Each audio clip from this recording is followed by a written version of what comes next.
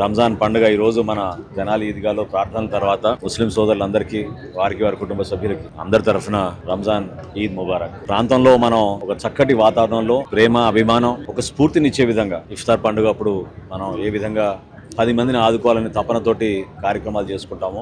అదేవిధంగా ఈ ప్రాంతంలో ఉన్న మైనార్టీ సోదరులందరూ కూడా నేను మనస్ఫూర్తిగా మనవి చేస్తున్నాను. మన కూటమి ప్రభుత్వం గౌరవ ముఖ్యమంత్రిగా చంద్రబాబు నాయుడు గారి ఆధ్వర్యంలో ఖచ్చితంగా మీ సంక్షేమం గురించి, మీ ప్రాంత అభివృద్ధి కోసం, మన బిడ్డలకు ఉపాధి విషయంలో భవిష్యత్తులో మీరు కూడా ప్రతి అడుగులో భాగస్వాములు అయ్యే విధంగా మన ప్రాంతానికి మన అభివృద్ధి కలిసి చేసుకుందాం. ఒక మంచి వాతావరణం తీసుకొద్దాం. ఆ ప్రేమ, అభిమానం, మీ ఆరోగ్యం, అదే విధంగా మీ సంపద ఖచ్చితంగా పెరగాలి. ఈ ప్రాంతంలో మనం అటువంటి కార్యక్రమాలు చేసుకుంటూ ముందుకెళ్దాం. ఈద్గాలో గతంలో చేసిన అభివృద్ధి కార్యక్రమాలకి ఇంకా అభివృద్ధి చెందే విధంగా కొత్త ఆలోచనలతోటి ఒకసారి ఈద్గా కమిటీ అందరు పెద్దలు జానీబాయ్ గారితో, మన ఇస్మాయిల్ గారితో, జాకీర్ గారితో అందరితో కూర్చొని ఒకసారి మాట్లాడుకొని వచ్చే రంజాన్ మాసానికల్లా మళ్ళీ ఇంకొకసారి ఈ ప్రాంతంలో అభివృద్ధి కార్యక్రమాలు చేయాలి. ఎందుకంటే ఈ స్థానం సరిపోవడం లేదు, ఈ స్థలం సరిపోవడం లేదు. చాలా మంది పాపం రోడ్ల పైన ఈ రోజు ప్రార్థనలు చేసుకోవాల్సి వచ్చింది. ఏ విధంగా వాళ్ళకి ఒక చక్కటి ప్రార్థన స్థలం ఏర్పాటు చేయగలుగుతాం ఒకసారి చూసి తప్పకుండా రాబోయే రోజుల్లో ఏర్పాట్లు, వాటితో పాటు గతంలో కూడా అనేక సందర్భాల్లో నన్ను కోరారు బరియల్ గ్రౌండ్స్ విషయంలో. వాటి గురించి కూడా ఆల్రెడీ తహసీల్దార్ గారికి వాళ్ళకి చెప్పాను. ఆ కార్యక్రమం